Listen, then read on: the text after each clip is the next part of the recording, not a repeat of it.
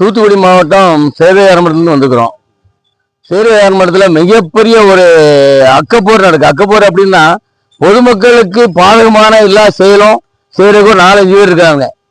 அதாவது வீட்டினுடைய கழிவு நீரை மெயின் ரோட்டுக்கு அனுப்பி ஒரு அடி ஆழத்துக்கு அதில் நிரந்தர பள்ளம் ஏற்பட்டு போச்சு. கிட்டத்தட்ட 4 வருஷ காலமாக அப்படிதான் இருக்கு. இந்த பள்ளத்தில் விழுந்து கைகால் முடிஞ்சவங்க நிறைய பேர். பல தடவை பஞ்சாயத்து போய் கம்ப்ளைண்ட் பண்ணியாச்சு.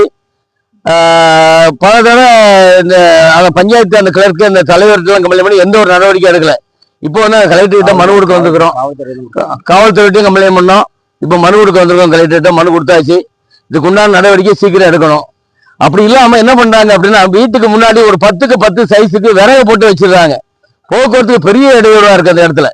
அதனால காவல்துறையும் தமிழக அரசும் கலெக்டர் வந்து இதுக்கு உரிய நடவடிக்கை எடுத்து எங்களுக்கு போக்குவரத்தை லகுவாக்கி தரணும். அந்த இடத்துல வாகன விபத்துகள் நடக்காதபடி சீர்படுத்தி தரணும். ரோட்டை சரிப்படுத்தி தரணும். இது எங்க மக்கள் இயக்கம் சார்பாக நாங்கள் தெரிவித்துக் கொள்றோம். நன்றி, வணக்கம். பெருந்தலை மக்கள் நலச்சங்கம். பெருந்தலை, ஆமா.